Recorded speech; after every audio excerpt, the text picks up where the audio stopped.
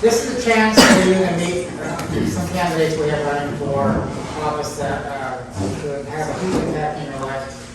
And I'm going to tell you, anyone that runs for office has to be thanked. Because it's hard to get people to step up, no matter whether you win or lose or how you do your campaigning, and you're working hard. You're working hard for your community. And so tonight, this is not meant to be a debate by any means. It's just meant to be a forum where the candidates can talk to you, tell you a little bit about themselves, and give you a chance to ask questions of them, if you so choose, or the candidates to ask questions about the candidates. This is not a debate. It's not a debate format. I ask everyone to be respectful of opinions and questions, because everyone has their own opinion. And it's just a little more about the people. So the format is that I have all the candidates tell a little bit about us, a little bit about their background. And when I put this together, it's supposed to be very informal. I want it to be more like just a chat session. They're not going to be standing up in front of the podium. They're going to be speaking to you from your seat. So we have to make sure our telephones are silenced and we listen because we're not using microphones. And if you don't hear well, I don't interpret, so you have to move closer. And if I had known there had been so many people tonight, I would have shaved, honestly. Christmas is coming.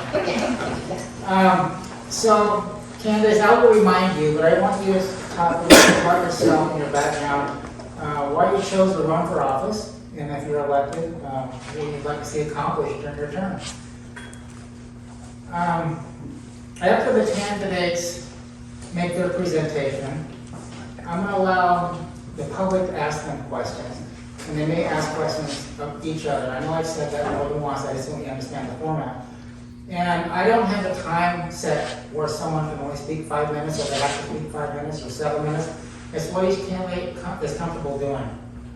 And being a speech teacher for many years, everyone has reticence at some spot. And my reticence comes walking into a room where I know no one. So you have to sell yourself.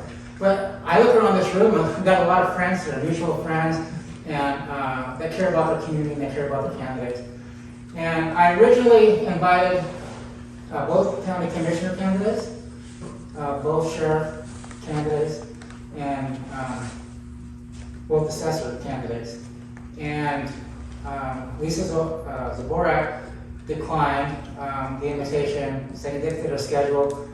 And Michael Catlett said that he's having rallies in McCleary and Aberdeen, and he thought he had this covered. But sadly to say, it took him 2 weeks. I just knew that a few days ago. So that originally we were going to have them all here. And so I'm just saying that they were all invited. But that being said, we have some uninvited people here today. Other than myself, uninvited candidates, and not on purpose, but 2 of them are running for judge. One is Andrew Bingo. This year. Is it? And the other one is this gentleman. Jeff. Everyone here's name? Jeff Honorable.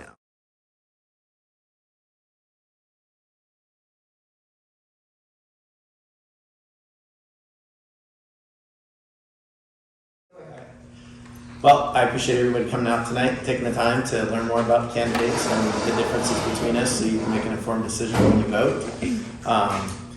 My name is Dan Lindgren. I'm the Grace Harbor County Assessor currently and have been for the past 8 years. I've been married to my wife, Michelle, for about 24 years, almost 25. We have 2 beautiful daughters who are both here tonight. My daughter Desiree, who is a local real estate agent in Aberdeen at Windermere. She's doing very well, and I'm really proud of her.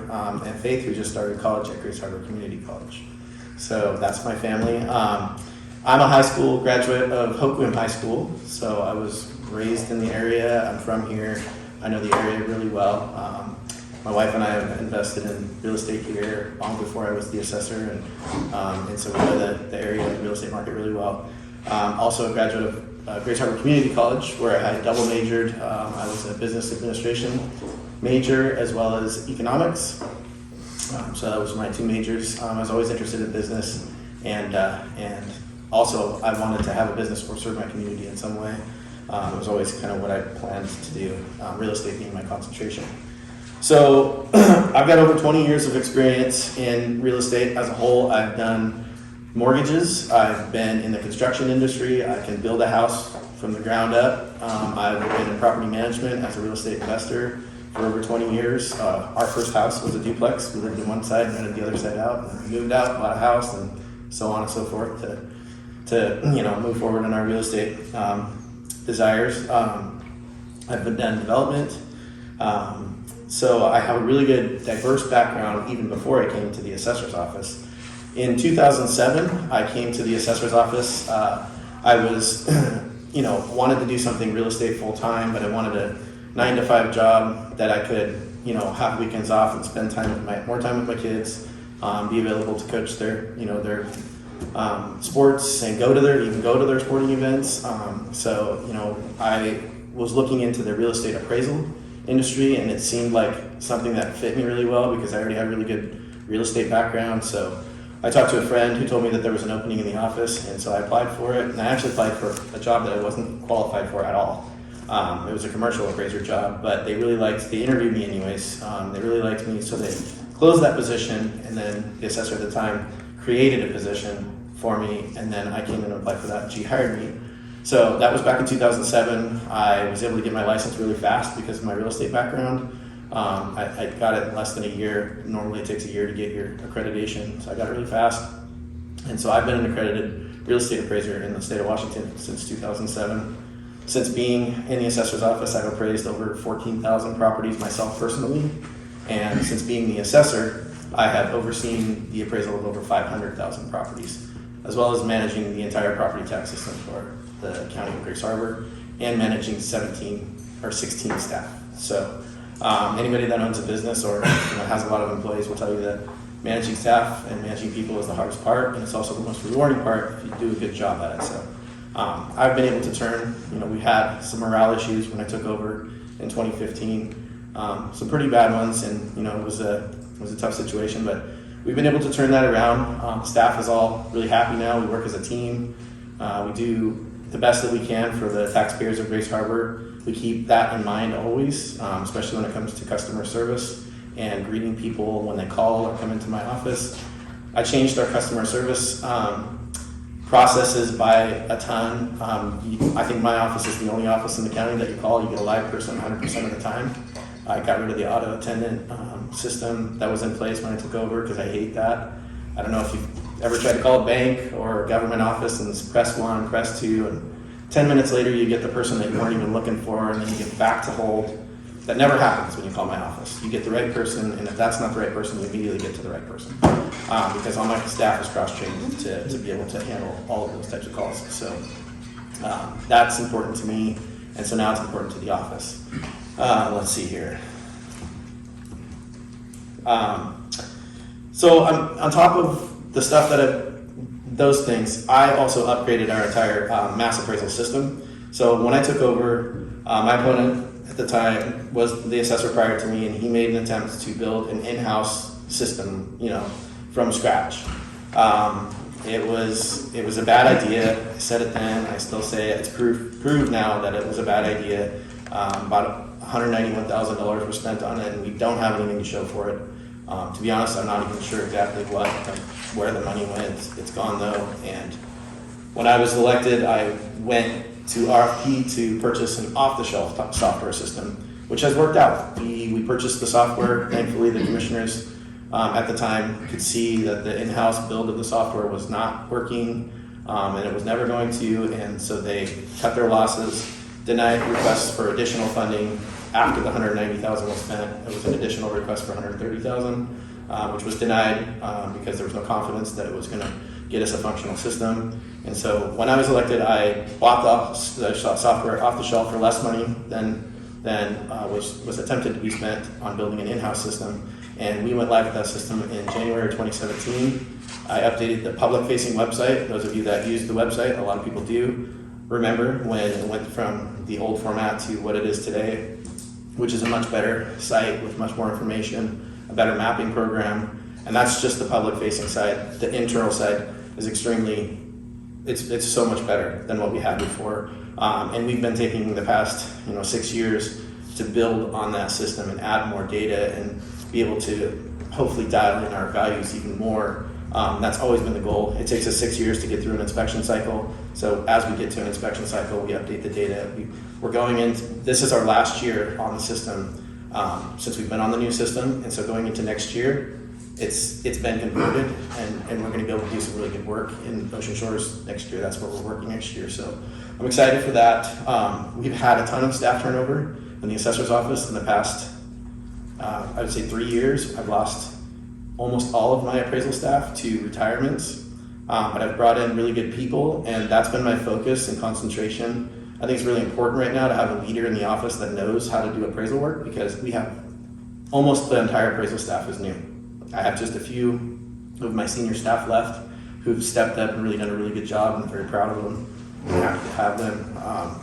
But right now, the focus for me is to get this new staff, this turnover, this attrition due to retirements that have happened, to get them up to speed and to rebuild even better in the assessor's office. And we're on pace to do that. Like, everything's working out, it's falling into place, and I'm excited about the future of the office. I have more plans. I'm not done in the assessor's office. I still want to upgrade our mapping, our public-facing mapping side again. It's good now, it's better than it was, but I think we can do even better. And so I'm looking into options for that, and I have a couple of really good ones that aren't any more cost. It's less cost actually than what we're paying now, but it's a better program, so it's kind of a no-brainer. So we're looking at that. Also, field devices for my appraisal staff. Right now we go out with clipboards, and I have to write on things, and it rains, and paper gets wet, and and then I have to come back and enter all that data into the system, and key typing errors can happen and those sort of things. With the field devices that we're going to get on their iPads, it's all drop down. It's waterproof cases, so it doesn't matter what the weather's doing. They'll be able to pick things, and then as soon as you get in the Wi-Fi range, it uploads into the system, integrates with our camera system, uploads it, and there's very little that we have to do as far as data entry in the office. So increased efficiency by a lot, and speed and accuracy. So we're moving into the, I am on the computer technology chairman for the Washington State Association of County Assessors. And so I'm always on the cutting edge of what new technology is available for the state of Washington for property tax. I'm actually pushing other offices to move forward and get into, and use technology to their advantage. And I bring those things to the association and let everyone know, and then we have conversations about, what other counties are doing and what's available. I think that over the past 8 years, I have proven that I'm capable of the job. I'm very well qualified for the job, far more qualified than my opponent is. And I actually have a really good track record as the assessor, whereas my opponent, if you remember back 8 years ago, if anybody was paying attention, it was not good, and it was not a good place to work. I worked there. I'm not saying that I'm not trying to say negative things about my opponent personally, but in the work environment, I was there and it was bad. And so we don't need that back. So I would appreciate everyone's support, and thank you all again for coming out and being here, listening to us. I'm happy to answer any questions that anybody has. I think we just said any questions at the end now. Yeah. Yeah, questions at the end, yeah. Commissioner Rance. Well, thank you. And I want to thank Michael as well, and the Maritime Museum, McCausland Hall, for hosting us tonight. I appreciate that. I've actually had the opportunity to work with Dan over the last 8 years, and it's probably a small piece of the pie for him, but something that was a pretty big deal for us was to get county legislation through so that we could take some tax title properties off of a dead list and be able to get them back on the tax rolls. And we've done that with a couple hundred properties, I think, now to date. I think it's almost 200. Yeah. So that's been really good. Otherwise, they just sat there. But as mentioned, I'm your District 3 County Commissioner, and I appreciate the opportunity to be here this evening. My primary reason for seeking another term is that I really enjoy working with people. I like to see things get accomplished, and I like to see projects completed. But probably the thing I enjoy the most is being around with individuals and our constituents like yourself. Prior to being elected as your county commissioner, I served the city of Cosmopolis 3 years as a city council member, and then I was appointed to mayor, and I ran 3 times after that appointment and served the city for 12 years before being elected as a county commissioner. During that time with Cosmopolis, it provided me an opportunity for growth. It also gave me a tremendous amount of knowledge. If you recall, back in 2005, we saw the Weyerhaeuser pulp mill close. That at the time was 60% of the city's revenue. It was a huge turning point for the city, and it caused us to really re-examine whether or not we were going to stay an independent city. There were questions of whether we would annex into the city of Aberdeen. We went through a lot of different emotions and a lot of different options that we discussed during that time frame, and then the mill reopened in 2011, and I was grateful to still be there when that happened. So I gained a lot of knowledge during that time, was also able to cultivate some really important relationships within our county regions, but also within our state and federal leaders as well.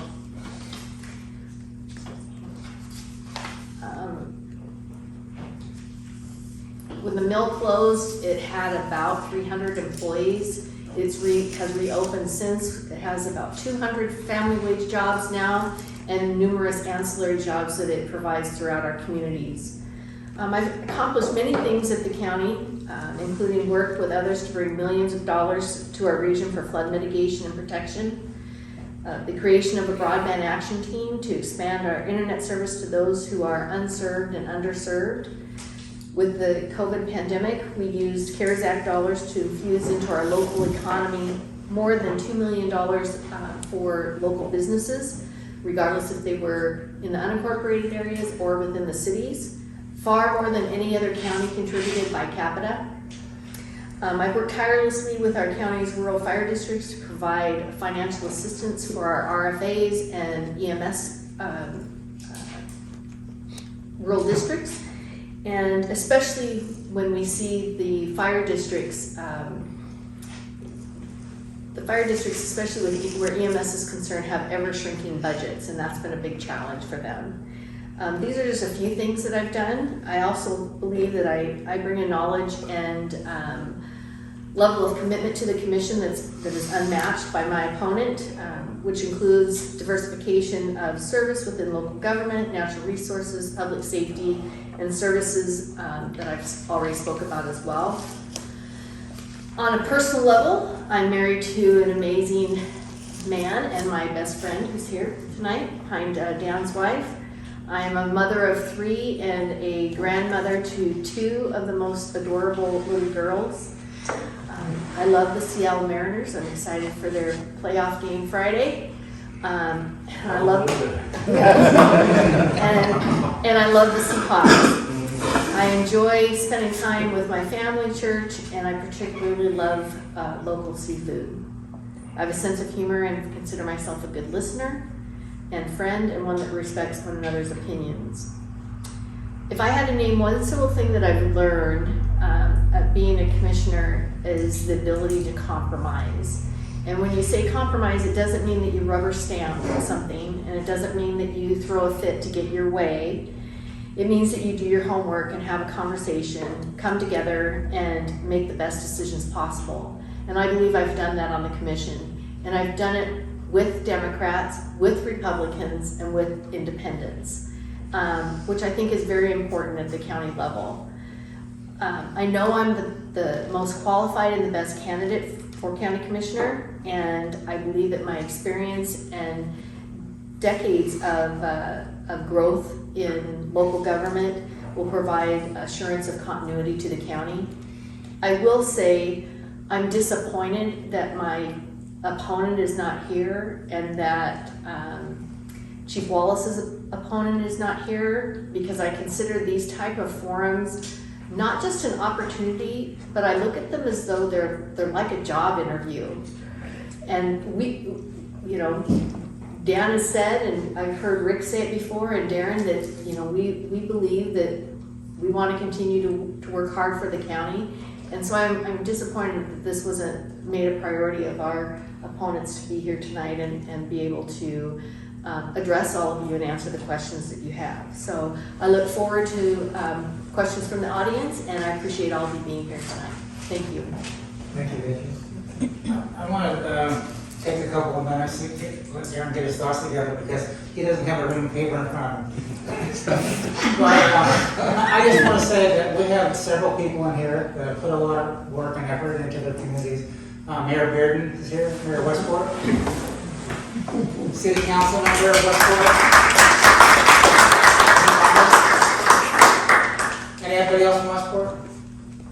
We had a couple of former county auditors, Vern Spots. Chris Thomas. And we have also Chris Thomas is one of our hospital commissioners, he's co-chair. And Commissioner John Shaw is another hospital commissioner. And not to save it for last, but Deanne Shaw is a city council member of Aberdeen. Don Thomas. Oh, Dawn, yeah, Dawn. Dawn, that's a long legacy that she has. Who are you working with now? Representative Derringer and Representative Chapman. Right, and currently you are on the city council. Montesano. Of Montesano, yeah. Wow. Thank you for pointing that out because she's just newly appointed, right? Yes. Awesome. Here. So. Happy to step up in front there.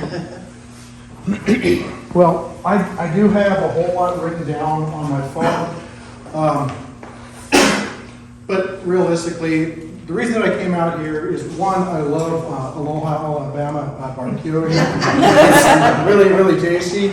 And it also gives me an opportunity to drive past the winery out there. So it's a beautiful town out here. Thank you, Mayor, for I know I wasn't invited, but I do appreciate the opportunity to speak. Pass now. So a little bit about me, I kind of wanted to give you an opportunity to look at get an idea of who the person is on the ballot for coroner, and maybe a little bit about me. So my name is George Kelly. I'm a 55-year-old male. I'm married. I've been married for, this month will be 37 years to my lovely wife.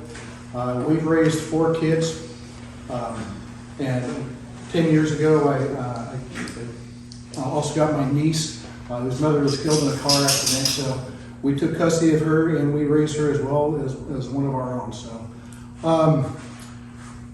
I graduated Montesano High School in 1985. My dad was a deputy sheriff for Grace Harbor before that.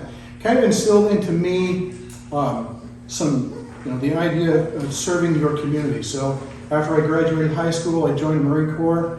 I served in the Marine Corps for 4 years as military police officer, canine handler, stationed in a little place over in North Carolina called Jacksonville. If you've ever heard of Camp Lejeune, Marine Corps Air Station, New River, that's where I was. And the last year or so, you probably heard of Camp Lejeune because of there's commercials about the ongoing commercials, 27 commercials every hour that you see about the Camp Lejeune water. It's a real thing. I don't know if it's affected me or not, but I guess we'll find out in the future. After serving in the Marine Corps for 4 years, I wanted to come back to the harbor. Brought my family back over here and worked out at the Hope and Plywood Mill for a little while, and then I worked at Les Schwab selling tires for a very short time, about 3 months, and I decided, you know what, I really enjoyed police work. So I started testing at different agencies. I eventually got hired by the Yakima County Sheriff's Department, and I worked in the jail over there for about a year and a half. Learned a little bit of Spanish over there. A lot of inappropriate Spanish, unfortunately. I didn't like really living in a box or working in a box. And in the Yakima County Jail, it's a box. And I like to meet people, and I like to talk to people. And so I tested for Montesano, my hometown. I was hired by Montesano, and I worked there for almost 9 years. While I was at Montesano, I became a firearms instructor. I also was a field training officer, and if you've ever met Brad Johansson, the current undersheriff, I was his first field training officer, so it shows you I've been around for just a little while. The lieutenant for Montesano, Bob Wilson, I was also his training officer for Montesano the first time he went through there. So I love training people. I've been a field training officer for, well, let me back up a little bit. So I stayed in Montesano for almost 9 years. Montesano is a beautiful town, a lot of great people like out in Westport. Hometown people, and I love the people. Montesano is not a real active place, and when you're young, you want a little bit of action. So I tested for and got hired by the city of Aberdeen, where I spent the last 22 years. I love Aberdeen. I love working in it with Aberdeen.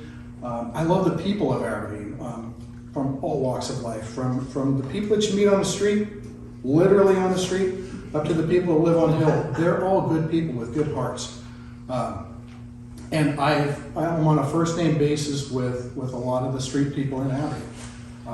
What they know about me is that they know that I'm fair, they know that I'm compassionate, and that I've earned their respect because I'm a very, very fair person. One of the things, or three things that my father always taught me, the way that you treat people is you treat them with care, you treat them with compassion, and you treat them with respect. And those are the words that I've lived by throughout my entire career. So I've trained a lot of the police officers that are currently working in Aberdeen. I mean, like most of them. As a firearms instructor there for a very long time. I was also on a sniper on the SWAT team. I was on the peer support team, which Darren talked a little bit about officer-involved shootings. Well, as you're aware, Aberdeen has had a few officer-involved shootings as well. And I was one of the peer support people to sit down, and basically that peer support person sits down with those officers that are involved, because as you can imagine, adrenaline is a little bit high, and you're a little freaked out. So you kind of really want to sit down with somebody and just kind of help them center themselves, for lack of a better term. And so that was one of my jobs. And I think that's something that I can bring to the coroner's office, is because we've all lost loved ones. And I think that the most important thing when you lose a loved one is, part of it is you need to be centered. Sometimes it happens rather quickly. I lost my father a few years ago to heart disease, but it was kind of a sudden onset thing. He'd been sick.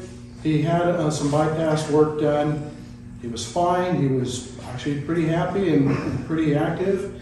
And one day he called me up and said he was going to come over and visit and show me the new truck that he just bought. And then the next call was his girlfriend calling me to let us know that he passed away. I couldn't tell you to this day, and I brought my son here with me, and we talked about it on the way out here. I don't remember if the coroner came there. I'm assuming he did.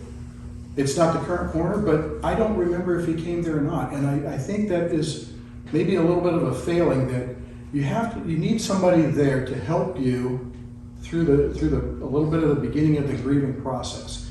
And the coroner should be the person basically to kind of lead you by the hand and say, hey, this is going to be okay. I'm going to help you through this. Years before that, I'd lost my mother to cancer. That was a long, drawn-out process. That one didn't actually require a coroner to be there, but it's still, you lose people, and that's kind of one of those things that got me starting to think about, do I want to be a coroner? A lot of people say, why do you want to be a coroner? Well, really, that's one of the biggest reasons right there is I want to be that person that helps you along when a person passes, and an empathetic voice to sit down and help you begin that, so that you know what's the next process. And it is a process. The coroner's job, people ask me all the time, well, I'll give you a couple of the questions. One, do I have a medical degree? No. A coroner does not need a medical degree. A coroner is either, they can be appointed as, for some counties under 40,000, it's the prosecutor is the appointed coroner. For cities or for counties from 40,000 up to about 250,000, it's an elected position, which is what I'm running for. above that, it's a medical examiner. And the medical examiner actually runs a series of offices, and they do have to have a medical degree. We're right now middle bracket where I don't need a medical degree, but I have got years and years and years of investigative experience. And part of the coroner's job is to investigate. They determine the cause and the manner of the death, whether it's suicide or homicide or accidental or undetermined, or they're the ones that make that determination. Police officers, and I went to a lot of death investigations, police officer shows up, here's a person that's down on the ground, there's no signs of injury or anything like that. You can make a quick assessment saying, well, it's probably most likely not a homicide. But the coroner, when they get there, through their investigation, they actually determine perhaps this was a poisoning so that it could be a homicide. So that's part of that job. I was going to say I did sex crimes, but I didn't do sex crimes. I investigated sex crimes as a detective for quite some time, and that's actually part of, that's where I got that investigative experience, and I really got an investigative bug there, where I like, Darren, you can probably attest to this as well, digging into cases like this and talking to people and making these determinations through all of the evidence that's presented to you. It's a very rewarding experience, and I look forward to doing this job. And again, I really thank you folks for listening to me this long. I'm probably kind of rambling a little bit, but I've got a million things that I can talk about, and I could go well after 9 o'clock. Well, they're dying to get in.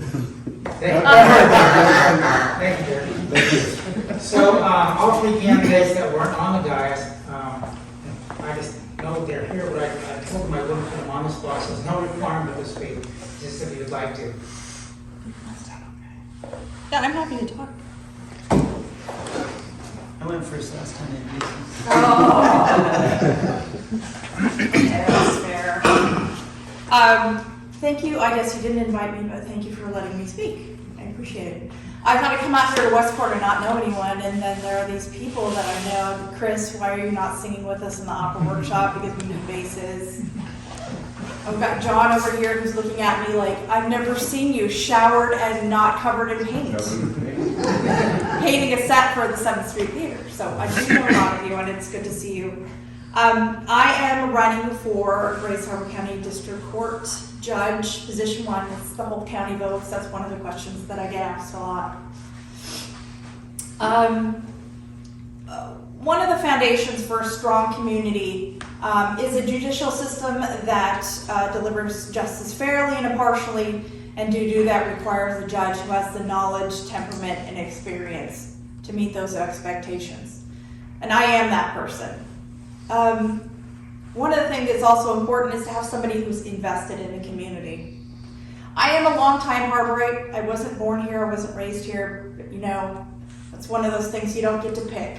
You have certain parents, that's who you have, where you're raised, that's where you're raised. But I've been here for a really long time. I've been here since the 1990s. And I've had the privilege to serve the harbor and the state. I started here as a deputy prosecuting attorney. I worked my way up to prosecuting sex crimes. Yep. With this gentleman here, among others. And when I left here, I was prosecuting the most serious crimes. I was handling murder cases as well. I got an opportunity to up my game. I became the chief criminal deputy in Island County. So when I was up there, I supervised a staff of attorneys of about 6 attorneys and support staff. Not only did I supervise them, but I had my own caseload there. So I actually shifted my focus after a bit. This was actually about the time of the recession, the 2006 recession. It's a little tough to rent and work one place and pay a mortgage down here. So at some point you have to, make the decision. So I came back down here, and I'm really glad that I did. I went and worked for the Attorney General's office, where I handled civil rights cases. So I argued cases in the Ninth Circuit Court of Appeals. I currently serve as an administrative law judge right now for the State Board of Tax Appeals. So if you don't like what this guy did for your taxes and you want to peel it on up, then right now you're coming to me. So also there as well, I've supervised some individuals. I overhauled all of our rules, all of our WACs to make them kind of a lot like Dan's kind of work to do, to make things more streamlined, make them make more sense, make things user friendly. So why do I tell you all these things? I've got a diverse amount of experience that I can bring to district court to understand how things work. And we've all worked at different places and we understand how things work. Like, that was a good idea over there. Maybe we can bring that to where we are now. Or that's a great idea, but it'd never work here. And that's a horrible idea. Let them do that. We don't need to do that here. So, also during this period of time for the last 14, almost 15 years, I served as a pro tem judge. I've served in pretty much every municipal court around here, served in district court, served as a fill-in judge, a pro tem judge in Superior Court. I often get called in on cases that are difficult or defendants who are difficult because the court staff knows that I'm not going to get riled up. I'm going to be calm and cool and collected, and I'm going to get the situation organized and managed. And I'm going to do it fairly, and I'm going to do it also while still listening to some of the people that come in front of me. That was something that came to my attention when I sat in my booth at the fair, when I seen me at the fair. And I did have a number of people that came by that I had sentenced. I had one person that came by that I had actually prosecuted, and I think it was for a sex crime, and he would go on in prison for a long time. Anyway, I can't quite remember, but then I also sentenced him, and he came and we actually had a conversation for about 10 minutes. And he was like, well, yeah, you did sentence me. He goes, but I kind of did deserve to go to jail. But he goes, but you know, one thing that you did that I haven't had a judge do was that when I talked, you really listened to me. And I was like, yeah, that's one of the things I try to do. So if you ask anyone about me, I am organized, I am patient, and I am fair. But one of the other things I think is important for anyone that's asking for your vote, or especially for judges, because sometimes you see judges who are up there and they're not involved in the community, and they seem to be up there in court and they do their thing and then they scamper off somewhere. I think that it's important they scamper in their black moons, as we call them. Scamper off somewhere and we don't see them and they seem disconnected from our community. So I have always made it a point to be involved in the community. I've been on the board for the Grace Harbor Domestic Violence Center. I'm currently on the board for Coastal Harvest. I've been on the board for the Driftwood Theater. I also do some other volunteering here, there, and everywhere. Like I said, I was painting sets for 7th Street Theater, which I've done before. I've done some volunteer work for 4-H because I'm kind of a farm girl, although I don't look like it right now. But I think that's important to really understand and know our community. And I am asking for you to put me into this position because I see it as a natural extension of my community involvement. You know, I want to foster a process where there's fairness continues to matter, where being heard matters and having your day in court matters. So, thank you. Thank you.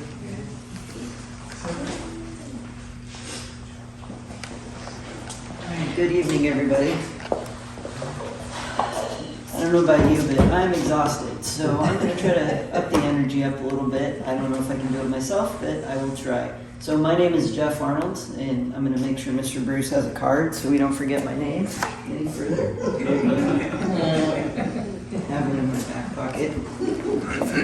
I am dressed like this today. My son, I have a 3-year-old, and I'll get to him later. He, like Commissioner Raines, loves the Mariners. He has a Trident shirt that we had to buy 5 of because he will only wear that Trident shirt. So I'm wearing that. Luckily I didn't have a court appearance today, so got to wear that. Grew up in Aberdeen, raised in a weird little area where we vote on Cosmopolis matters, but our zip code is Aberdeen. So, about 2 miles from the prison. Came to Westport a few times. I don't know if you remember the name Steve Miller, but he worked with my mom. So that's my connection with Westport. Later on, as I became an attorney, I come out here now as a pro tem judge, and I am the public defender who is needed when there's conflicts. So I often come out here either acting as a pro tem judge or for a conflict position in public defense. I went to law school in Miami. I went to Grace Harbor Community College before that. Went to Pacific Lutheran University. I am avid sports fan, so I went to law school. Watched Jerry Maguire when I was younger. If you've seen me, you probably realize I'm not going to be a professional athlete with this build. So I said, well, how do I get into sports when I'm not going to play sports at that level? The Mariners in 95, 96, I have to date myself back, a lot of their front office had law degrees. So it piqued my interest when I was a very young individual and just kept going and I kept going. Got a political science degree at PLU, ended up law school in Miami at St. Thomas University. After that, came back here. I met a girl from Maui when I ended up here. Who would have thought that would work, right? I ended up somehow, some way convincing her to choose to live in Grace Harbor. I'm not exactly sure how I did that, so I have to rewind time and see how that played out. I do remember a conversation about the Pac-12 network also being in Maui. I don't think that would be too applicable today. That's the only conversation I can recall. And, I volunteered when I first came back. I came back in 2011 when I graduated. I passed the bar in 2012. I worked at what was then Anchor Bank for a short period of time. And I volunteered a lot.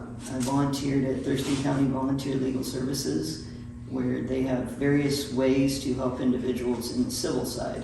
Not the criminal side, which I do a lot of work now, but in the civil side, I represented individuals in domestic violence protection order matters and general domestic matters, divorce, anything regarding child custody issues, landlord-tenant as well. And that's where I really learned a lot, how to interact with people, the law. An individual that I got to be fairly close with was the city attorney of Olympia. And I learned a lot from him. I tried to be, as you hear athletes say, a sponge, and I tried to do that. And I took that knowledge and I decided to open my own practice. Things weren't really going well for me finding work. I said, okay, time to make work. I didn't know what else to do. I got a job as a public defender in district court in Grace Harbor County shortly after that. It was mid-2015, and I really enjoyed it. I have been there ever since. I recently left when I chose to take on this, how should I phrase that? When I chose to run for district court judge, I'll simplify it, I decided to end that contract. I still have some cases that are left over and I still practice there. So I did that for 8 years, and during that period of time, I had a lot of difficult cases that I dealt with, and that also taught me how to deal with people. And I've used that in a lot of various aspects of life. I think I've learned really well how to communicate with people through my time as a public defender. I've used it in how I coach youth soccer. I've used how to interact with individuals I meet in the courtroom and use those skills that I garner there in everyday life. So it's really benefited me in ways, shapes, and forms that I did not foresee. Got a lot of courtroom experience through acting as a public defender. Met a lot of people. My practice grew as I've been around the harbor more. I do a lot of work still in landlord-tenant. I do a lot of probate estates, and I'm still doing that to this day. I chose to run for judge because a few years ago I was asked to consider substituting, and I didn't want to be candid. I'm an only child. I keep to myself. I'm not the public speaker that I'm trying to be tonight. And so I said, that's not me. 6 months to a year later, I changed my mind. I said, you know what, I will try that. We'll see how it works out. And I've enjoyed it. I've enjoyed it a lot. I've started in the civil side in district court where they do traffic infractions, anti-harassment orders, and small claims court matters. So what you see on Judge Judy, or used to, my understanding is she's no longer on TV. You have to pay to find her somewhere. Then I started substitute judging or pro tem judging in various municipal courts. I'm still doing that today. And I'm now the Cosmopolis Municipal Court Judge, and I have been since October of 2020. And as I said previously, I've really enjoyed it. How I act as a judge, there's a Socrates quote, and I will use my phone for this one, so I don't want to get it wrong. And I think this applies to this day, even though he said it many, many, many years ago, that 4 things should belong to a judge: to hear courteously, to answer wisely, to consider soberly, decide impartially. And I want to make sure people feel and see all those 4 things when I act as a judge.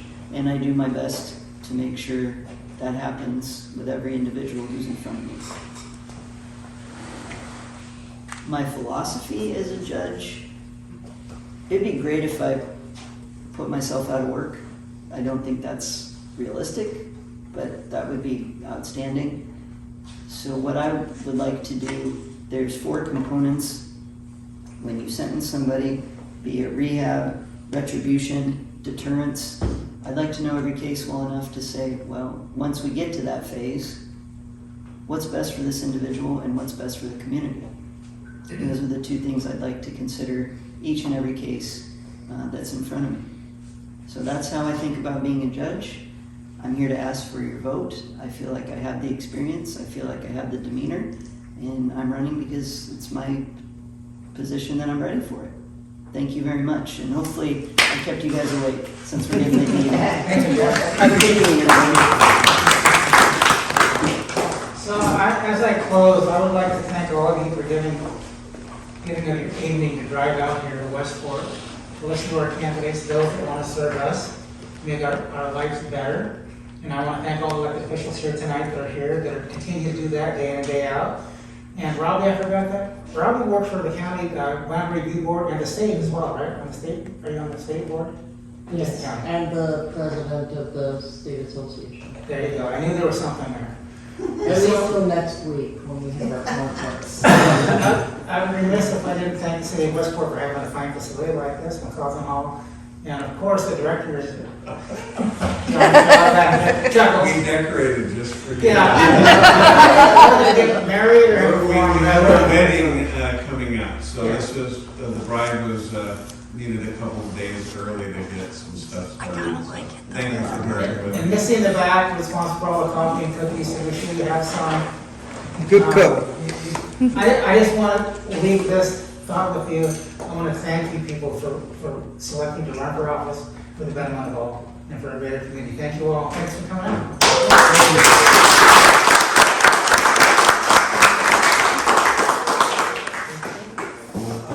So Darren, you got your shots together?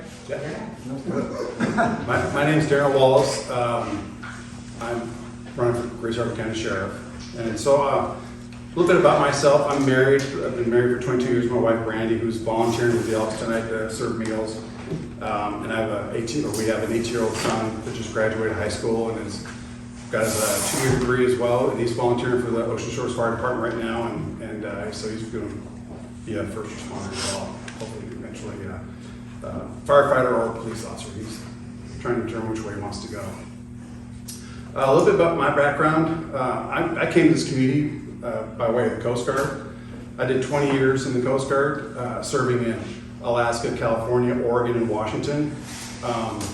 Some of the kind of cool duty stations I had was I taught at the Motor Lifeboat School. I'm not sure if anybody's heard of the Motor Lifeboat School. Down in Oahu, where you teach students from all over the country, and even like England, Canada, sent students down to us where we taught people how to drive those boats that roll over in the surf and then keep going. The boat that's outside here was one of them I used to teach on, and the other one was planned. You know you're old when the boats that you used to work on. So I taught there for 5 years. It was probably my best job as far as fun. Was that time period. All I did was teach people how to drive the surf. I didn't handle any paperwork. I didn't have to do anything except drive boats. It was cool. So then I got promoted to E7 chief in the Coast Guard, which is middle management. And I was the XO of Station Golden Gate down in San Francisco, where I was down there for about 3 years. Managed about 55 people down there. I want to say 30 reservists. And we were right underneath the Golden Gate Bridge, or next to it. And we managed anything from Alcatraz to the gate, and then 50 miles offshore. So we were responsible for a pretty large area. A lot of good search and rescue cases down there, which we're all proud that we saved a lot of people.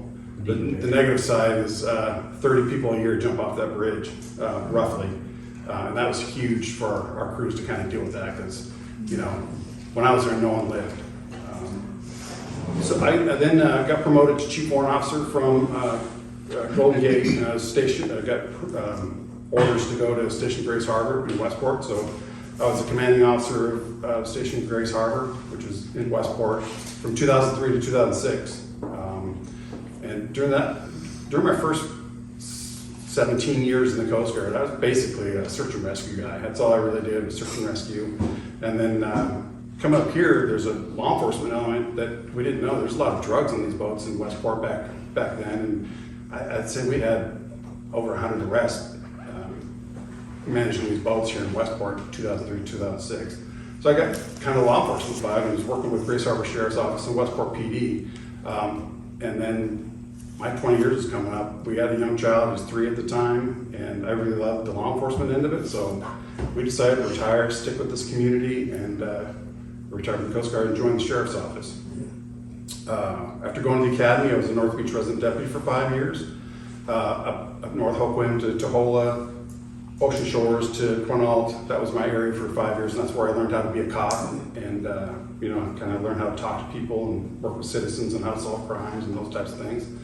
Then I got promoted to detective and was a detective for 3 years. That's where I learned how to be a detective and how to work those crimes, homicides, rapes, robberies, and those types of crimes, those major felonies, kidnappings.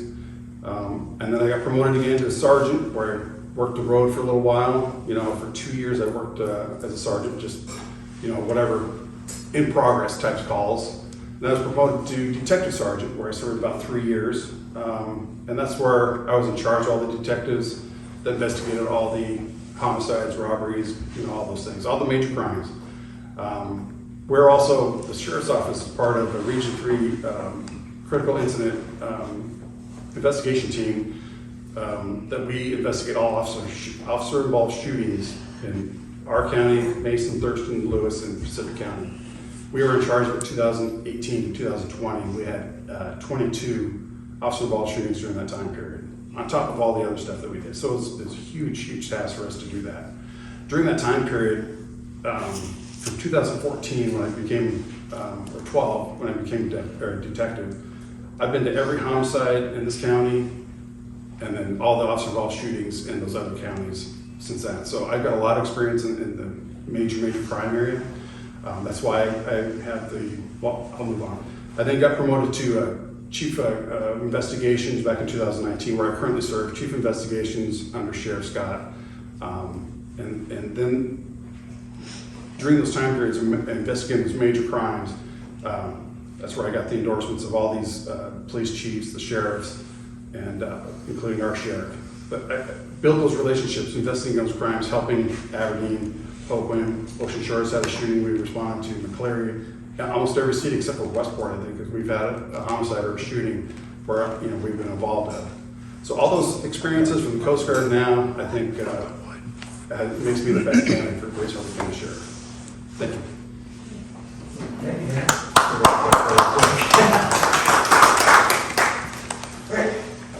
All right, thanks. Again, I agree with everybody. It's nice to have this great turnout. And especially it's good to have the candidates, I think, that are working so hard. And I really appreciate that, people stepping up and getting involved. And thank you all. for being involved. And thank you, Michael, for the venue. I agree with Dan that it's important that you understand the candidates so you can make informed decisions. And I'd like you to meet my wife, Linda, if you haven't. We've been married here 37 years. Our eldest daughter is finishing her last quarter, and she'll be an RN up in Anacortes. I have 3 grandkids. And my son, Joshua, is helping us in our property management business and on the farm. I came to the harbor in '76. I was working for Weyerhaeuser, second shift. I was attending Grace Harbor College full-time. I bought my first house in Hoquiam. It was also a duplex. I was 22. In '78, I went to WSU. I had enough junior college credits, and I was able to double major. So in 2 years, I got a degree in business with an emphasis in accounting. I passed the CPA exam, and I have a degree in soil science. And so, interestingly enough, the guy that hired me into Ocean Spray was the controller. He had a degree in microbiology, so he liked the science degree. There's a lot of science in food processing. So I began work as a cost analyst in '82 for Ocean Spray. And I'm going to take just a little bit of time and describe some of the projects I thought that were fascinating to work on as I progressed through my career. As a cost analyst and co-packer liaison, there was 5 co-packers on the West Coast.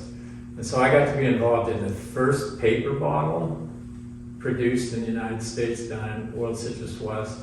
I got to be involved in making juice in Green Spot that was refrigerated juice.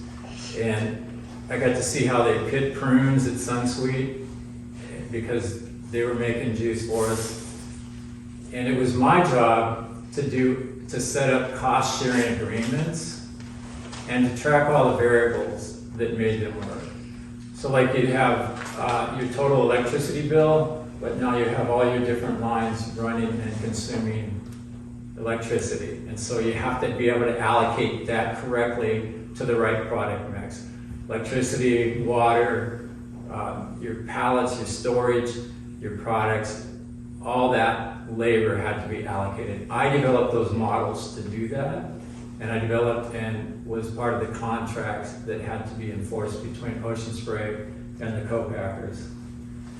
The next fun project I got to work on is that pallets just disappear. You know, that you move them around and they just disappear. And so we had to start tracking pallets. And I was the lead analyst on that. I worked with the programmer. It took us about 3 or 4 months. Why this was so interesting is because I looked at all the paperwork. I'd go up and see, how do you use this work? And we looked at all the paperwork. And we developed a system that had all the right fields in it. And we sat down to go over it with everybody.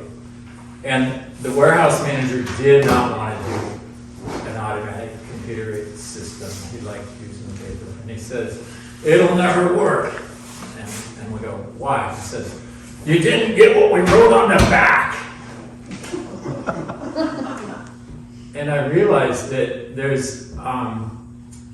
that was an epiphany for me, because if you're going to develop a system, not only do you have to have the business model and clear understanding of what you're trying to do for the business, but you also have to understand how the people work with the data. And that was what was happening on the back of the paper. So we went back and revised it, and now we collected everything on the back and on the front. That system worked well, and it was used in other Ocean Spray plants until other companies came along later that managed pallets for us.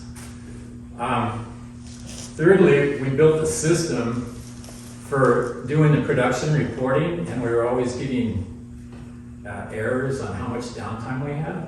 So we actually linked it to the machine. So when the machine stopped, it kept track of how much time was down, and then when it started up again, the machine went. So we're using machine interfaces to make data, and then we would run those reports all the way up to management. One of the important things I learned there was that the operators, the people inputting the data, needed to have a report at the end of their shift that they could sign off on so that they could see how what they were doing, inputting, would come out as a finished product and they could be proud of it. And when we did that, when we started getting them to sign off on it, they became more and more accurate. So it was just really amazing, and that's the system that we made. I was also very involved when we went to SAP, and when we changed and we put maximal maintenance systems in all of our maintenance departments. I worked with a team that went into each one of the plants to get their maintenance department onto the new system. And we spent a week there with people working with me who were subject matter experts from all the different plants. And we just went in there and spent a week to get everybody's information on the new system. And then I was able to download each of the different plants. These are like 7 different ocean spray plants, and run management reports and provide that for their plant managers to make sure people were using the systems correctly. That's the sort of projects that I worked on between the time I was cost analyst in '82 through controller in '93, and I became plant manager in 1997. That was the same year, I don't know if you guys probably remember, that Ocean Spray decided to shut down the bottling line, and we lost 132 jobs. My team and I didn't give up, and we looked at the reason that Markham lost that line, and over the next many years, several years, we did capital projects that served the company. We were making raw juice, and single strength juice had a shelf life of 7 days. And then we did a project for reverse osmosis, which increased the bricks from 7.5 to 18, increased the shelf life to 30 days, had the micro strainers in it, you know, instead of pasteurization, you get microfilter. And that saved us over $1 million a year. And then we did a concentrator project, and same thing. And when we did those projects, we made sure that we also improved our water system, we improved our boiler system, we improved our ammonia system, because we had the return on investment. We were able to sell the projects and upgrade the plant. That made us ready when they needed a craisins plant in 2005. We had all the important infrastructure in place.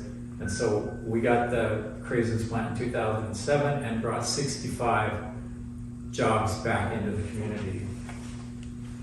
It was because of our entrepreneurial thinking and ability to deliver high goals, we were prepared, and we fought, and we got that line for 65 jobs. I served as your assessor from 2011 to 14, and during that time, I brought that same entrepreneurial spirit to the office. And I oversaw many time-saving additions and continued to develop and delivered on the goals of the office. When I got there, I noticed right off that the appraiser had to do with a lot of data, and they were doing it on these little tiny screens. So one of the first things I did is make sure we had the bigger dual screens so they could see more data. We improved the computer systems. I was able to work with the IT guy, Ron Malizia, and find the back of the envelope data that was missing from our computer systems and get that added to make it more and more efficient. And I continued to work on efficiency during those 4 years that I was there. One of the things that we were doing is we had to go from the system where we were appraising every 4 years. So every 4 years, you'd look at a quarter of the county, and the other 3/4 would remain the same. So you'd only charge one county at a time. Well, if the assessments or values are going up, that means that there's unfair allocation, right? Because the part that you just did has that new value, whereas the ones that you'd done in the previous years had the old value. So you would get a disproportionate amount of the value into what you were currently appraising. So they had us move to a 6-year cycle, but we update everything. You look at all the characteristics and specifics once every 6 years, in the county instead of once every 4. But then everything else is statistically updated. That system that we put in place worked. Dan told you he went to a new system in 2017, so it actually worked for 15, 16. So it worked for 3 years, and yet he said that it didn't work. So I just want you to be clear on that. Another thing is that think about the manpower resources. If you're doing a 1/4 of a county every year, or you're doing a 1/6 of the county every year. So you think that you're going to use less manpower resources to do a 1/6, and so you should be able to get it done in a more timely basis. The reason that I'm running, I have properties in a number of different counties in the state. And in those other those other counties, I get my assessments much earlier than I get them in Grace Harbor County. And then finally, I just got frustrated. And said, you know, somebody's got to run and get this system working. I think I've demonstrated to you that I can do computer systems. I've developed them myself, so I've done analysts on them, and I've helped implement computer systems. We bought, the county brought the program. You need to hire me as your assessor to get it working for you correctly. Thank you. Okay, we heard from all 4 candidates. It'd probably be the easiest to see if any candidates have any questions of any other candidate at this point. I mean, I have comments and questions. Maybe just a little bit of a response from a couple of statements that Rick just made. The system did not work, and I was handed a system that did not work, and I got a new one in place as quickly as humanly possible. We struggled for 2 years trying to get by with what he says worked. It did not. There was not a functional mass updates program. It was broken. It was not developed by the people he paid $190,000 to build it. It was developed by our IT department, which we paid wages on top of that $190,000. So no, there was no return on investment for what he says worked. It didn't work. I got us a system. It does work, and it has worked for the past, since 2017. And it's not less work to do 65,000 appraisals per year than it is to do 14,000 appraisals per year. When his last year, he only had to do 1 year where we did annual assessment. It's the latest the assessment valuation notices have ever been sent out. I've never sent notices out later than him, which he says that's why he's running. So that also is just not true. Sorry, this really bothers me, that some of the statements. I don't believe that he did a good job as the assessor, and I don't believe the public did either, which is why I was elected with a 20% margin when he was the incumbent. So I want to know why, Rick, you think you did a better job than I'm doing now, because I'm actually doing more work than what you were doing in your office, not less. We appraise 65,000 properties per year now. Yes, we do inspections every 6 years instead of every 4, but we still have to statistically model and appraise the additional 50,000 properties. So it's not less work. That's just mincing of words to make it sound like it's less work. It's definitely not. It's more work. I actually have 2 statistical analysts now, and it's a full-time job for both of them to get that statistical work done. So that's added work. It's extra work. Why do you think that you actually deserve another shot at this job, Rick?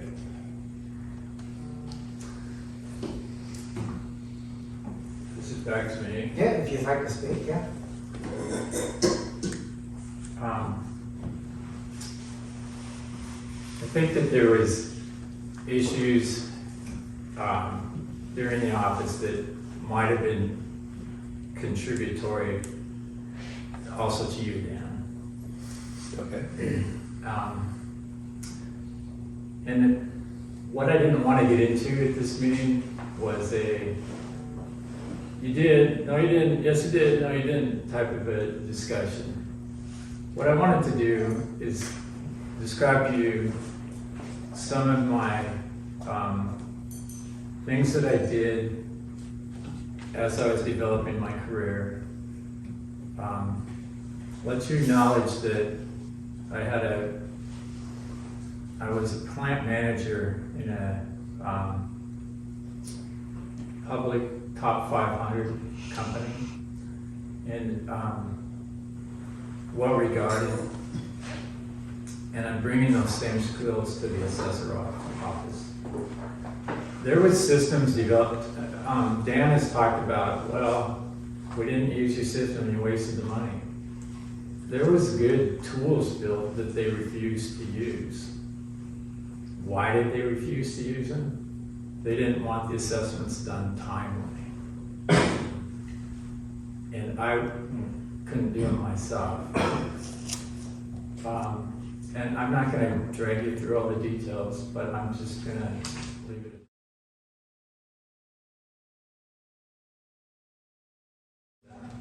That's all good. That's all good. Okay, we'll open up to the public. Does anyone have any questions of any candidate? The easiest way to do that is to raise your hand, and I guess we're calling it. There's no way for me to moderate whether one candidate gets too many questions or no questions are asked, or they're only asked to one person. So, but this is your chance. Yes, sir. I have 3 questions to different candidates and 1 comment. The comment is, the website, the county website for the assessor's office works really well. While Mr. Lingam was speaking, I looked up my personal information using my phone, and I looked up his information too. It's very transparent, very easy to use, and kudos to the county for doing that. The first question I have, though, is both to Dan and Rick, and it's just a general question. How do you feel? Do you think property taxes are too high at this point? And I'll ask the other questions later. This is the standard question that we all get when we talk to people. I'll vote for you if you lower my taxes. And we both, I'm pretty sure Dan and I will agree that the answer is sorry. We don't set the tax rates. It's your taxing authority. If you want lower taxes, you have to talk to Vicki, because she sets the budget, and the hospital districts set the budget, and the fire districts set the budgets. There's the ones that have the taxing authorities. We have to make sure that you're valued appropriately and consistently with how similar properties are valued, and that's the extent of what we can do. But Dan, wait in if I'm missing something. Well, I mean, I think the question was more, do you think property taxes are too high? And so I think it's more of like a personal question, and maybe trying to figure out where I feel, what I feel as the assessor about property tax and where tax. I have really great basic knowledge on property tax. So I will say this, I get a ton of feedback from property owners and what they are upset with and how they feel about taxes. Of course, you know, it comes to me if you've got someone that is losing their mind, you know, on my front office staff or something like that, and they know that they can come and get me and that I will come and take care of it.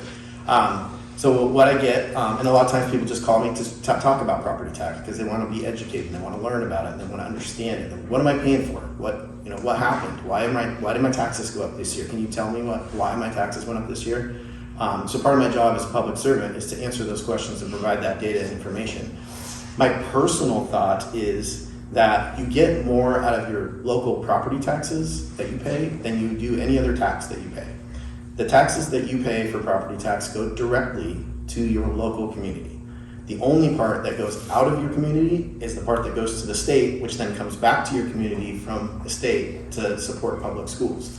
So, do I think property taxes are too high? I think they're becoming a burden for a lot of the population that isn't increasing in income at the same rate as taxes are going up. Meaning like the senior, disabled, fixed income level people. Those are the people that I get the calls from the most, that are the most upset and worried about losing their houses because they can't keep up with all the increases and changes in property tax.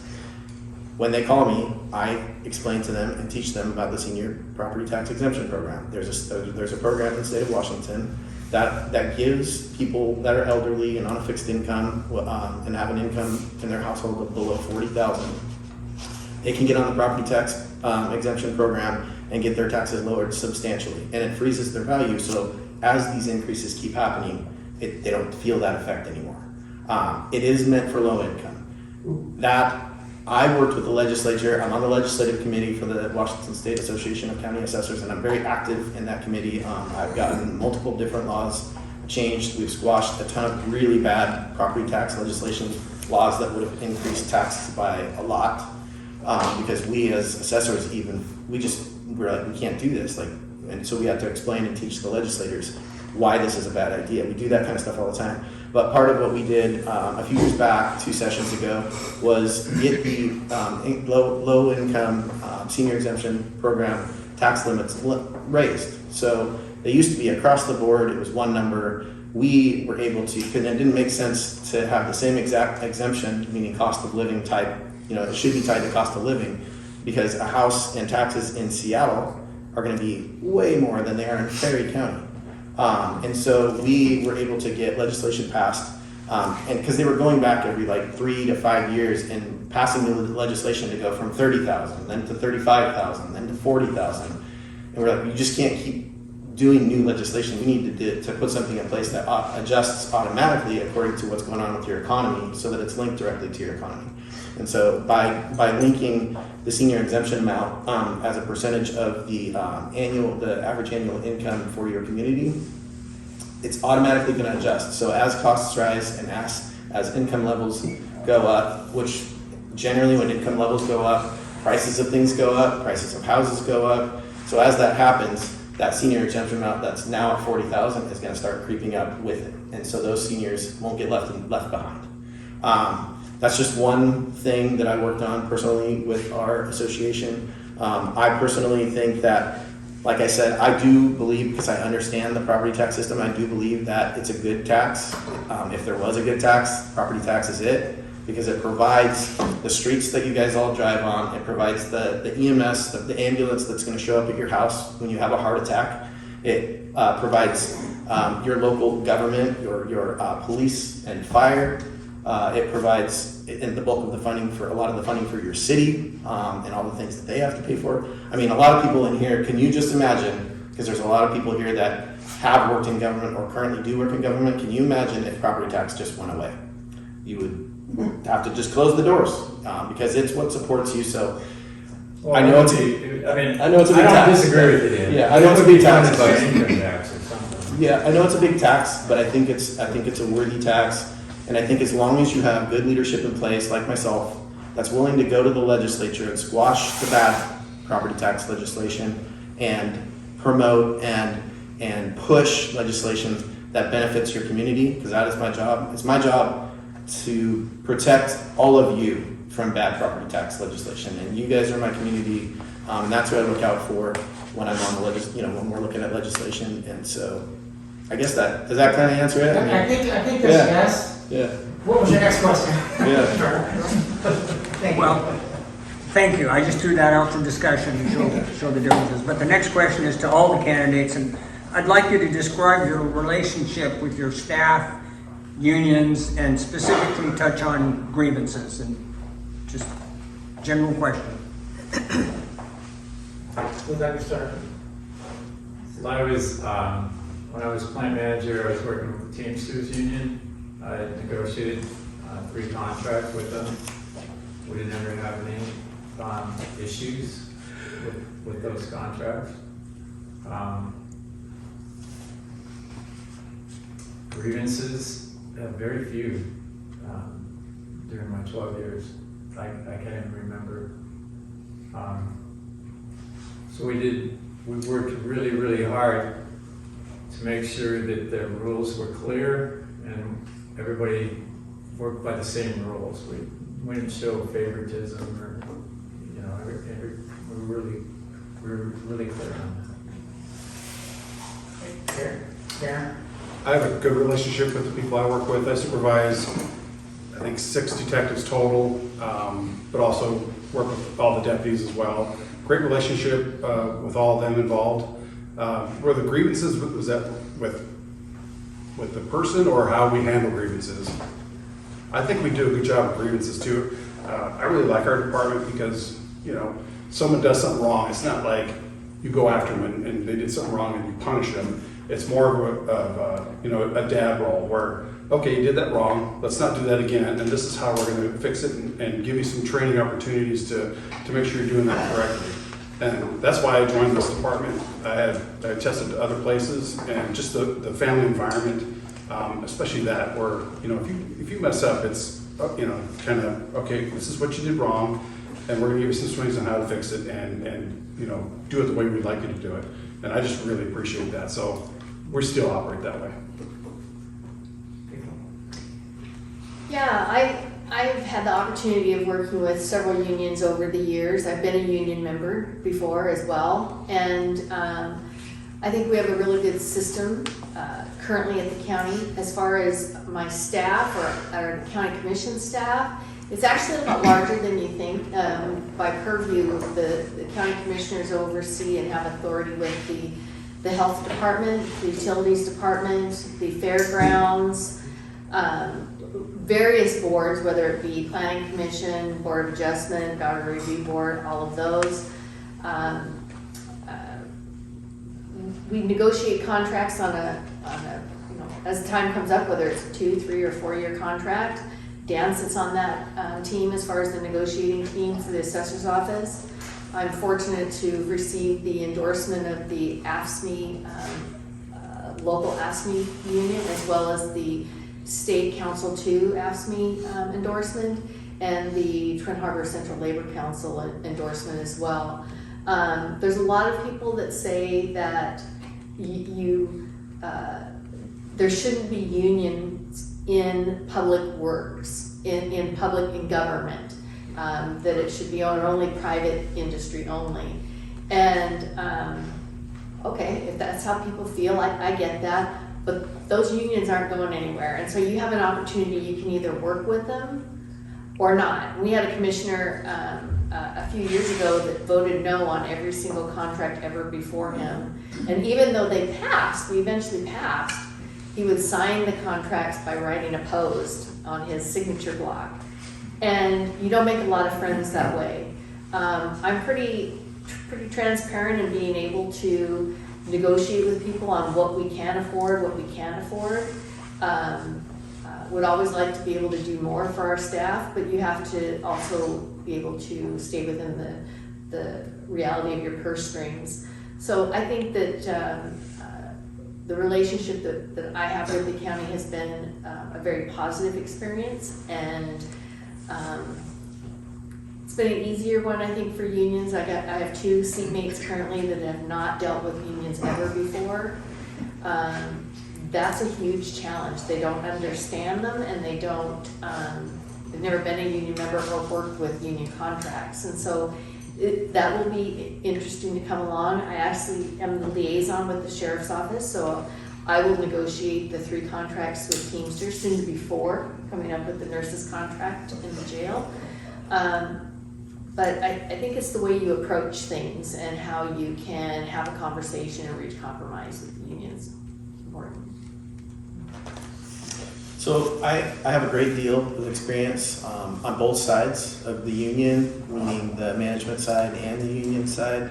Prior to being elected, I worked in the assessor's office, as I said, since 2007 to 2015 when I was elected.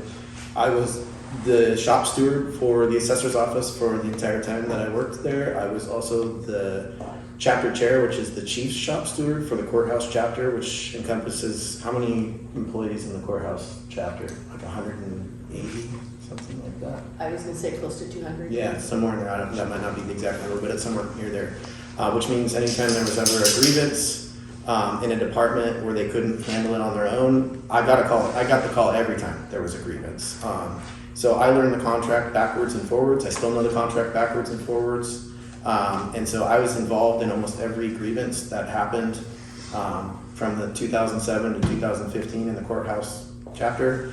I think I helped a lot of employees. I was able to mediate between management and the union employees in a lot of cases to where we were able to let that grievance go and work through some of the issues. That was always my goal. But sometimes you can't work through the issues and you've got to go through the grievance process. And a grievance is an employee that feels aggrieved by the manager. And you can't, grievances aren't from employee to employee. So when there's no resolution and the employee feels like the contract's been violated, which is the contract between the employees and the management, then you file a grievance. There was just a few that went to the commissioners, and none went to arbitration that I was involved in. But like I said, I learned the union contract backwards and forwards. I was involved in three contracts prior to being elected the assessor on the union side. I was also a delegate to the International Convention for Ask Me. So I was on the negotiating team for 3 of the contracts. I helped clean up a lot of the language in the contract due to all of the grievances that I was involved in that sometimes involved poor language in our contract. And so we needed to do some cleanup projects there. And I was able to be a good negotiator, I think, for the union side. And when I came to the management side, I was asked to be on the contract because I am a very fair and equitable person, and I have to be that person to be the assessor. No special favors. I think it was understood that I knew the contract really well and that I could work on the management side as well as the union side without any sort of conflict, and I've done that, and we've had successful contracts both times, and I'm about to get into another one. And I think we'll have a mutually accepted and good contract there too. I don't foresee any issues. We had our first meeting about a week ago, and to answer the question on grievances, I've been in the office for 8 years and I've never had a grievance. Most of my office are pretty much, I can't say all because no one wants to openly, when you're in an office and there's an opposed candidate, not everybody wants to come out and openly say that they support, because what if the other person wins and that becomes your boss and that becomes an awkward situation. But many of them have done it openly and have donated to my campaign, which you can see on the Public Disclosure Commission website if you'd like. And so I think I have wide support from the assessor's office. The Ask Me Union, the last time I ran, was my biggest campaign supporter. And so, yeah, I think my background with employees and staff and the union is impeccable. Can I add one comment, please? Does Dan get to counter comment? He Go ahead. can counter it if he wants, but I can tell you that we've relied on Dan a lot, and there have been sections of the contract that he has rewritten on behalf of the county. And when he says, and I'm not just saying this, but when he says he knows the contract backwards and forwards, he knows the contract backwards and forwards. And if we're working on an issue, I've called Dan before, Jen has called Dan before to say, how do you interpret this? Or, we were asked this and this is how it's being looked at. And Dan has said, no, that was designed for X, Y, and Z. And we have 3 Teamsters contracts at the county and 2 Ask Me, the courthouse contract that Dan mentioned, and then the roads or public services contracts. And then we have corrections, criminal and clerical, and soon to be nursing staff for our jail. So it's quite a big thing, but even if we're working on a Teamsters issue, I can call Dan and say, hey, what do you think of this language? What should we do differently here? And I've appreciated that because I haven't had the extensive working relationship with those contracts as what Dan has. And he has a little bit of an edge on probably all of us here because he's had that dual responsibility to have been the union member, the shop steward, the chapter chair, and now to be on the management side. So union contracts are hard. They're a funny little animal of their own, and you gotta know when you gotta ask the right questions. Any other questions? I will remind everyone that when I excuse you, you still have a chance to drink coffee, have cookies, and talk to the candidates individually, disagree or agree. Joan has one. Joanna has one. Excuse me, Joanna. I would just like to hear from the other candidates that are sitting out here before you I send us can't- all around. I'm not sending anybody away. Okay. All right. Because I wasn't going to leave. So not seeing you. I've got a question for him. I've got a question. Okay. Okay, we know all about you, but I want to ask you a question about your opponent.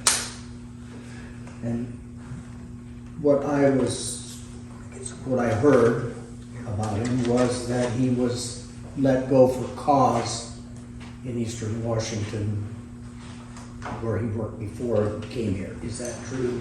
That's not true. He worked That's up not- north in Briar. Oh, North and Briar, but was he let go for I do not believe that. cause? Okay. I just wanted to know if you knew anything about it. And I know it's not a very fair question, That's fine. but he's not here to ask. I think if you do your research, you'll find what kind of character he has. And I tried to look him up and I couldn't get any further. It just- Oh, if you Google, you'll get it. The other Yeah. thing too is he hasn't showed up, like you were saying, he hasn't showed up. I've never met the in man. these things. I have never met him, and I've been at every forum that we've had, and he's never shown up.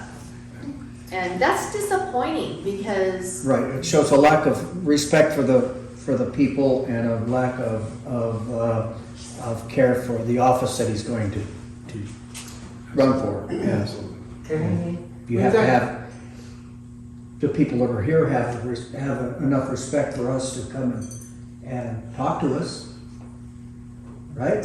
Point well taken, but I noted that at the beginning that they were invited and they declined to attend. So that's why I was asking that question, because there is that rumor, and I wanted to know if there was anything to it. Yeah, you got your answer. Thank you. So we got three other candidates in our, at least three, two running for district court judge. Did I get that right? Yeah, and one for coroner. You don't have to, but you have this opportunity. If you want to say anything, you got a captive audience there.